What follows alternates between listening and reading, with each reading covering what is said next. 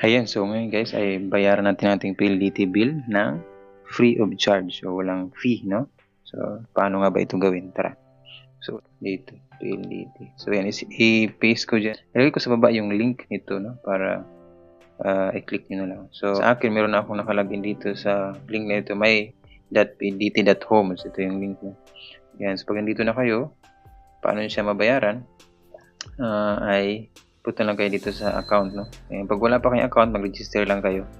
I-add nyo yung account. Ayan, so dito click ko itong manage. Ayan, kasi doon sa Gcash at sa Maya meron na siyang fee. So dati sa Maya free lang yun eh, ngayon meron na. So ito ang solution. Ayan, pag nandito na kayo, ayan siya, lalabas dito yung amount na babayaran nyo sa PLDT. So pay online, pag na-click nyo na yan, ayan, so as you notice here, previous balance, wala. Ayan, so click nyo lang tong I have reviewed the payment transaction above. Ito yung kanilang terms and condition. And then credit card digital pay QR. So click nyo yan. Ito. Ayan. Yun. So piliin nyo siya kung anong gagamitin nyo, Maya ba o yung Gcash QR Pay. So since yung Maya ko ay meron naman ng laman, so make sure may laman yung Maya. Click nyo itong Maya. Yan. So pwede nyo siyang i-scan, no? Option to, pwede mag-login. Sa case ko gusto kong i-screenshot na lang to at doon ko punta sa Maya.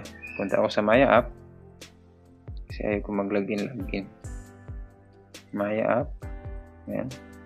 Ito yung laman, no? Meron na siyang laman. So gawin ko is click ko itong sa gitna, itong scan. Ayan. Tapos upload QR. So upload ko yung next screenshot ko ito. Ayan. Nasa na-upload ko na siya. Yun. Using Maya wallet. Yes, continue. As you have noticed, yan lang yung laman ng Maya ko. So, yan lang din yung gagamitin niya.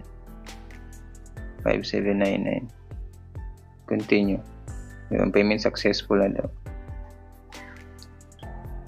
Processing.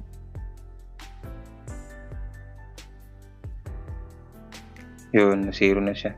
Pagbalik natin dito sa screenshot natin, magre-reload yan siya. Yun.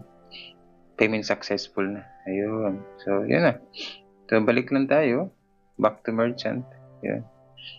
Wait lang natin guys mga 24 hours bago mag-post yan. So, ito na siya. So, na-pay naman siya. Pwede nyo itong i-screenshot, no? Yan, payment successful. Yan. For process. Yan. So, pag back nyo pa. Yan, back lang. Ang mangyayari nito, mag-zero na siya dito after yan, nandito ulit sa home. So, click nyo lang ulit to manage.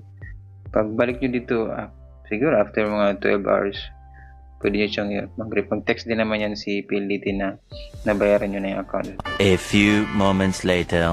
Meron ako na-receive dito na text, sabi dito, ayan, thank you for payment of PLDT account. Ayan, so dumating na nga yung payment natin, na posted na siya. So tingnan natin sa site ulit. Ayan, dito kung na-posted na nga yung PLDT bill. Paano nga ba magkaroon ng shortcut dito? Turuan ko pa kayo paano magkaroon ng shortcut. Ganito lang siya guys. Pag nandito na kayo sa ganitong, for example, gusto nyo lagay yung shortcut itong part na to, click natin kung paid na siya. Tapos ayan, so as you notice, zero na yung ating bill dito kasi nag-posted na siya, no? So ngayon, gusto itong ilagyan ng shortcut, click nyo lang ito tatlong dot dito sa Chrome nyo, tapos click nyo itong add to home screen. Yan yung magiging click add. Pag-click nyo dito sa home screen nyo, ayan, dito na siya. Ito na yung shortcut nya. Ito natin i-close.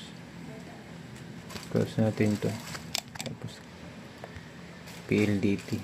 So yun na yung shortcut. Tapos kung gusto nyo mag-add ng account, PLDT account din, click nyo lang dito. Add nyo yung account na this link. Yun lang siya guys. Thank you for watching. Goodbye.